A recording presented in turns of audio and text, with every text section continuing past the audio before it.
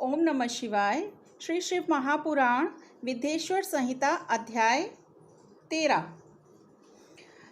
सदाचार, शौचाचार, स्नान, भस्म धारण, संध्या वंदन, प्रणव जप, गायत्री जप, दान, न्यायता, धनोपार्जन तथा अग्निहोत्र आदि की विधि एवं महिमा का वर्णन। ऋषियों ने कहा, सूत जी, अब आप शीघ्र ही हमें वह सदाचार सुनाइए जिससे विद्वान पुरुष पुण्य लोकों पर विजय पाता है और स्वर्ग प्रदान करने वाले धर्ममय आचार तथा नरक का कष्ट देने वाले अधर्ममय आचारों का भी वर्णन कीजिए। तो सूत जी बोले, सदाचार का पालन करने वाला विद्वान ब्राह्मण ही वास्तव में ब्राह्मण नाम धारण करने का अधिकारी है। जो केवल वेदोक्त आचार का पालन करने वाला एवं वेद का अभ्यासी है, उस ब्राह्मण की विप्र संज्ञा होती है। सदाचार, वेदाचार तथा विद्या, इनमें से एक एक गुण से ही युक्त होने पर उसे द्विज कहते हैं, जिसमें स्वल्प मात्रा में ही आचार का पालन देखा जाता है।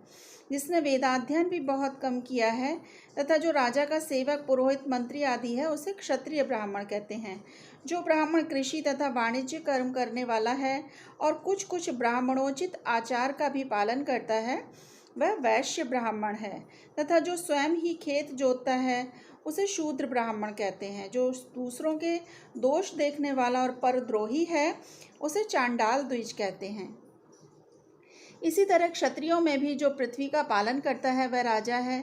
दूसरे लोग राजत्वहीन क्षत्रिय माने गए हैं। वैश्यों में भी जो धान्य आदि वस्तुओं का क्रय विक्रय करता है, वह वैश्य कहलाता है। दूसरों को वणिक कहते हैं। जो ब्राह्मणों, क्षत्रियों तथा वैश्यों की सेवा में लगा रहता है, वही वास्तव में शूद्र कहलाता है। जो शूद्र हल जोतने का काम करता है, उसे वृषल समझना चाहिए। इन सभी वर्णों के मनुष्यों को चाहिए कि वे ब्रह्म मुहूर्त में उठकर पूर्वाभिमुख हो सबसे पहले देवताओं का, फिर धर्म का, अर्थ का, उसकी प्राप्ति के लिए उठाए जाने वाले क्लेशों का तथा आय और व्यय का भी चिंतन करें। रात के पिछले पहर को उषा काल जानना चाहिए। उस अंतिम प्रहर का जो आधा या मध्य भाग है, उसे संधि कहते हैं। उस संधि काल में उठकर द्विज को मलमूत्र आदि का त्याग कर देना चाहिए और अपने शरीर की शुद्धि के पश्चात उठकर अन्यत्र जाए और हाथ पैरों की शुद्धि करके 8 बार कुल्ला करे। जिस किसी वृक्ष के पत्ते से अथवा उसके पतले काष्ठ से जल के बाहर दातुन आदि करना चाहिए। उस समय तर्जनी अंगुली का उपयोग ना करें। यह दंत शुद्धि का विधान बताया गया है। तदंतर जल संबंधी देवताओं को नमस्कार करके मंत्र पाठ करते हुए जलाशय में स्नान करें। यदि कंठ तक या कमर तक पानी में खड़े होने की शक्ति ना हो, तो घुटने तक जल में खड़ा हो अपने ऊपर जल छिड़क कर मंत्रोच्चारण पूर्वक स्नान कार्य संपन्न करें। विद्वान पुरुष को चाहिए कि वहां तीर्थ जल से देवता आदि का स्नानांग तर्पण भी करें। नदी आदि तीर्थों में स्नान करने पर स्नान संबंधी उतारे हुए वस्त्र को वहां न धोएं और स्नान के पश्चात विद्वान पुरुष भीगे हुए उस वस्त्र को बावड़ी या कुएं के पास अथवा घर आदि में ले जाएं और फिर वहां पत्थर पर, लकड़ी आदि पर, जल में या स्थल में अच्छी तरह उसको धोएं। वस्त्र को निचोड़ने से जो जल गिरता है, वह एक श्रेणी के पितरों की तृप्ति के लिए होता है। इसके बाद जाबाली उपनिषद में बताए गए अग्निरित मंत्र से भस्म लेकर उसके द्वारा त्रिपुंड लगाएं। इसे विद्वान पुरुष मंत्र स्नान मानते हैं। किसी अपवित्र वस्तु से किंचित स्पर्श हो जाने पर, अपना स्वास्थ्य ठीक न रहने पर, राजा और राष्ट्र पर भय उपस्थित होने पर तथा यात्रा काल में जल की उपलब्धि न होने की विवशता आ जाने पर मंत्र स्नान करना चाहिए। अर्थ सिद्धि के लिए ईश, गौरी, कार्तिकेय, विष्णु, ब्रह्मा, चंद्रमा और यम का तथा ऐसे ही अन्य देवताओं का भी शुद्ध जल से तर्पण करें। फिर तर्पण कर्म को ब्रह्मार्पण करके शुद्ध आचमन करें। तीर्थ के दक्षिण प्रशस्त मठ में, मंत्रालय में, देवालय में, घर में अथवा अन्य किसी नियत स्थान में आसन पर स्थिरता पूर्वक बैठकर विद्वान पुरुष अपनी बुद्धि को स्थिर करें और संपूर्ण देवताओं को नमस्कार करके पहले प्रणव का जप करने के पश्चात गायत्री मंत्र की आवृत्ति करें।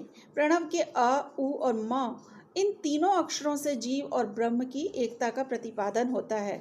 इस बात को जानकर प्रणव ओम का जप करना चाहिए। प्रणव के इस अर्थ का बुद्धि के द्वारा चिंतन करता हुआ जो इसका जप करता है वह निश्चय ही ब्रह्म को प्राप्त कर लेता है। शरीर के भीतर मूलाधार, स्वाधिष्ठान, मणिपुर, अनाहत, आज्ञा और सहस्त्रार, ये 6 चक्र हैं। इनमें मूलाधार से लेकर सहस्त्रार तक 6 स्थानों में क्रमशः विदेश्वर, ब्रह्मा, विष्णु, ईश, जीवात्मा और परमेश्वर स्थित हैं। इन सब में ब्रह्म बुद्धि करके इनकी एकता का निश्चय करें और वह ब्रह्म मैं हूँ, ऐसी भावना पूर्वक प्रत्येक श्वास के साथ सोहम का जाप करें। सहस्त्र बार किया हुआ जप ब्रह्मलोक प्रदान करने वाला होता है, ऐसा जानना चाहिए। 100 बार किया हुआ जप इंद्र पद की प्राप्ति कराने वाला माना गया है। ब्राह्मणेतर पुरुष आत्मरक्षा के लिए जो स्वल्प मात्रा में जप करता है वह ब्राह्मण के कुल में जन्म लेता है। प्रतिदिन सूर्योपास्थान करके उपर्युक्त रूप से जप का अनुष्ठान करना चाहिए। 12 लाख गायत्री का जप करने वाला पुरुष पूर्ण रूप से ब्राह्मण कहा गया है। यदि एक दिन इस नियम का उल्लंघन हो जाए तो दूसरे दिन उसके बदले में उतना मंत्र और अधिक जपना चाहिए और सदा इस प्रकार जप को चलाने का प्रयत्न करना चाहिए। यदि क्रमशः 1 मास आदि का उल्लंघन हो गया हो तो 1.5 लाख जप करके उसका प्रायश्चित करना चाहिए। इससे अधिक समय तक नियम का उल्लंघन हो जाए तो पुनः नए सिरे से गुरु से नियम ग्रहण करें। ऐसा करने से दोषों की शांति होती है, अन्यथा वह रौरव नरक में जाता है। सतयुग आदि में तप को ही प्रशस्त कहा गया है, किंतु कलयुग में द्रव्य साध्य, धर्म, दान आदि अच्छा माना गया है। सतयुग में ध्यान से, त्रेता में तपस्या से और द्वापर में यज्ञ करने से ज्ञान की वृद्धि होती है, परंतु कलयुग में प्रतिमा, भगवत विग्रह की पूजा से ज्ञानालाभ होता है। अधर्म हिंसा दुख रूप है और धर्म सुख रूप है। अधर्म से मनुष्य दुख पाता है और धर्म से वह सुख एवं अभ्युदय का भागी होता है। दुराचार से दुख प्राप्त होता है और सदाचार से सुख। अतः भोग और मोक्ष की सिद्धि के लिए धर्म का उपार्जन करना चाहिए।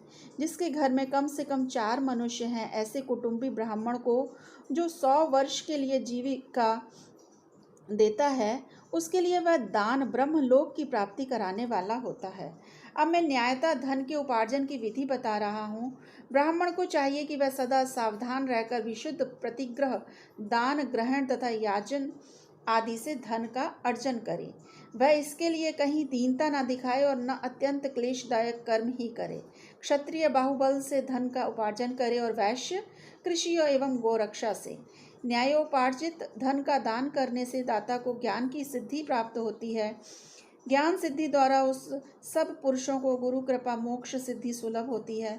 मोक्ष से स्वरूप की सिद्धि, ब्रह्म रूप से स्थिति प्राप्त होती है, जिससे मुक्त पुरुष परमानंद का अनुभव करता है। गृहस्थ पुरुष को चाहिए कि वह धान्यादि सब वस्तुओं का दान करे। वह तृषा निवृत्ति के लिए जल तथा क्षुधा रूपी रोग की शांति के लिए सदा अन्न का दान करे। खेत, धान्य, कच्चा अन्न तथा भक्ष्य, भोज्य, लेह और चौष्य, ये 4 प्रकार के सिद्ध अन्न दान करने चाहिए। जिसके अन्न को खाकर मनुष्य जब तक कथा श्रवण आदि सद्धर्म का पालन करता है, उतने समय तक उसके लिए किए हुए पुण्य फल का आधा भाग दाता को मिल जाता है, इसमें संशय नहीं है। वृद्धि के लिए किए गए व्यापार में प्राप्त हुए धन का 6ठा भाग दान कर देने योग्य है। बुद्धिमान पुरुष अवश्य उसका दान कर दे। विद्वान को चाहिए कि वह दूसरों के दोषों का बखान न करे, दोषवश दूसरों के सुने या देखे हुए चित्र को भी प्रकट न करे। विद्वान पुरुष ऐसी बात न कहे जो समस्त प्राणियों के हृदय में रोष पैदा करने वाली हो। ऐश्वर्य की सिद्धि के लिए दोनों संध्याओं के समय अग्निहोत्र कर्म अवश्य करें। जो दोनों समय अग्निहोत्र कर्म करने में असमर्थ हो, वह एक ही समय सूर्य और अग्नि को विधि पूर्वक दी हुई आहुति से संतुष्ट करे। चावल, धान्य, घी, फल, कंद तथा हविष्य, इनके द्वारा विधि पूर्वक स्थाली पाक बनाए तथा यथोचित रीति से सूर्य और अग्नि को अर्पित करे। यदि हविष्य का अभाव हो तो प्रधान होम मात्र करे। सदा सुरक्षित रहने वाली अग्नि को विद्वान पुरुष अजस्त्र की संज्ञा देते हैं अथवा संध्या काल में जप मात्र या सूर्य की वंदना मात्र कर ले। आत्मज्ञान की इच्छा वाले तथा धनार्थी पुरुषों को भी इस प्रकार विधिवत उपासना करनी चाहिए। जो सदा ब्रह्म यज्ञ में तत्पर होते हैं, देवताओं की पूजा में लगे रहते हैं, नित्य अग्नि पूजा एवं गुरु पूजा में अनुरक्त होते हैं तथा ब्राह्मणों को तृप्त किया करते हैं, वे सब लोग स्वर्ग के भागी होते हैं। ओम नमः शिवाय।